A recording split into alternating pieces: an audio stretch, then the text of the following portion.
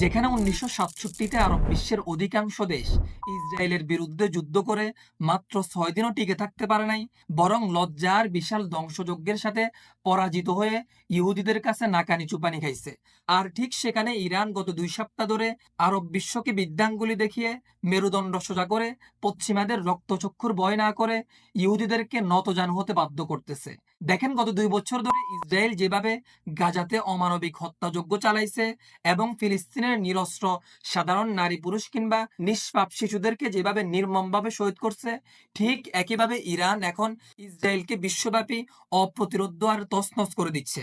দেখেন, যদি প্রেক্ষাপট ভিন্ন হয় আর ইরান ইসরায়েল সংঘর্ষের মধ্যে যদি সরাসরি পশ্চিমারা কিংবা আমেরিকা ইনভলভ না হয়, তাহলে দেখবেন অল্প কিছুদিনের মধ্যে ইসরায়েলকে ইরান গাজাতে রূপান্তর করবে। গাজাতে গত 2023-এর অক্টোবর থেকে এই পর্যন্ত ইসরায়েল যেভাবে ম্যাচাকার চালাইছে, ওই ম্যাসাকারই কিন্তু গত 2 বছর ধরে গ্লোবালি আলোচনার কেন্দ্রবিন্দুতে বসে গেছে। সেজন্যই দেখবেন ইসরায়েলে বোম্বিং হচ্ছে, ইহুদিদের রাষ্ট্রহীন পরিত্যক্ত স্থান গড়িয়ে দেওয়ার সময় ঘনীভূত হচ্ছে। কিন্তু পশ্চিমারা ঠের দাঁড়িয়ে অবশ শিশুর মতো দেখতেছে। তারা যে কিছুই করতে পারবে না, ব্যাপারটা কিন্তু তা না। আপনি যদি গত 20-30 বছরের ইতিহাসের সাথে বর্তমান বাস্তবতার সাথে কম্পেয়ার করেন, তাহলে দেখবেন প্রেক্ষাপট পুরোই ভিন্ন। একটা সময় ছিল মধ্যপ্রাচ্যে আক্রমণ করার জন্য ইসরায়েলকে পশ্চিমারা ব্ল্যাঙ্ক চেক দিয়ে রাখতো এবং যে কোনো পরিস্থিতিতে মিলিটারি সরঞ্জাম কিংবা ইন্টেলিজেন্স সাপোর্ট দিয়ে থাকতো। অথচ গত 2 সপ্তাহ ধরে ইসরায়েলের রাজধানী তেল আবিবে ইরানিরা প্রতিনিয়ত অ্যাটাক করতেছে। কিন্তু এখানে আশ্চর্য করার মতো বিষয় হচ্ছে, আমেরিকার এখানে কোনো সিগনিফিকেন্স ভূমিকা দেখতেছি না, শুধুমাত্র ইন্টেলিজেন্স সাপোর্ট ব্যতীত। আর ওইদিকে G7 নেশনগুলো আস্তে আস্তে ইসরায়েল থেকে করুণার হাত সরাই নিচ্ছে। তারা এখন বুঝতেছে ইসরায়েল আমেরিকা আর ন্যাটোর জন্য দিন দিন বোঝা হয়ে দাঁড়াচ্ছে। আপনাদের হয়তো মনে আছে, ইরাক আমেরিকা যুদ্ধের সূচনা লগ্নের সময় ইরাকের সামান্য মিসাইলও যদি তেল আবিবের কাছাকাছি পড়তো, সাথে সাথে আমেরিকা ইরাকে বোম্বিং করা শুরু করে দিত এবং আমেরিকার বোম্বিং এর কারণে ইরাকের হাজার হাজার নাগরিক শহীদ হয়ে গেছে।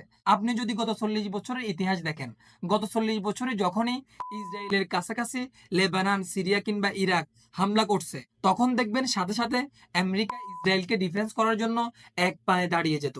অথচ তারাই এখন ইসরায়েল থেকে মুখ সরিয়ে নিছে, কারণ পশ্চিমারা আস্তে আস্তে রিয়েলাইজ করতেছে, তারা যদি ইসরায়েলকে আরো বেশি মিলিটারি সরঞ্জাম কিংবা ব্ল্যাঙ্ক চেক দিয়ে সাহায্য সহযোগিতা করে, আর ইসরায়েল যদি তাদের এই সাহায্য সহযোগিতার ফায়দা লুটে গাজার মতো স্থানগুলোতে আবারও অমানবিক মেচাকার চালায়, তাহলে আমেরিকার রাজত্ব যে আস্তে আস্তে গ্লোবালি কর্নার হয়ে যাবে, সেটা তারা এখন আস্তে আস্তে রিয়েলাইজ করতেছে।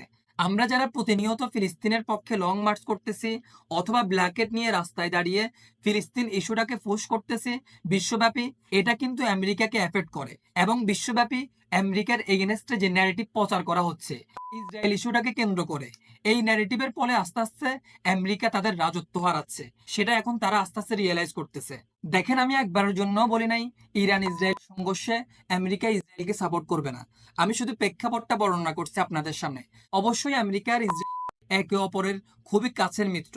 আমরা শুধুমাত্র আমেরিকা ইসরায়েল সম্পর্কের দিকে তাকালে হবে না, আমাদেরকে এখন বাস্তব প্রেক্ষাপট বুঝতে হবে। গত 20-30 বছরের আগের প্রেক্ষাপট আর বর্তমান প্রেক্ষাপট পুরোই ভিন্ন।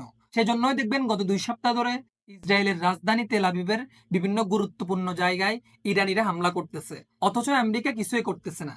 ন্যাটোর মতো জোটগুলো চুপ করে আছে। এটা আপনার কাছে অবিশ্বাস্য মনে হয় না? এটা অবিশ্বাস্য মনে হলেও এটা বাস্তব প্রেক্ষাপটে সত্য। তো আপনার কাছে ইরান ইসরায়েল ইস্যুটা নিয়ে যদি আরো অর্থবহ ব্যাখ্যা থাকে, তাহলে কমেন্ট বক্সে লিখে যেতে পারেন। তো আপনারা যারা এই ধরনের কন্টেন্ট দেখতে পছন্দ করেন, আপনারা আমাদের চ্যানেলটা সাবস্ক্রাইব করে পাশে থাকা বেল আইকনটা ক্লিক করে দিতে পারেন। তো পরবর্তী ভিডিও পর্যন্ত ভালো থাকবেন, সুস্থ থাকবেন। পরবর্তী ভিডিওতে আবারও দেখা হবে।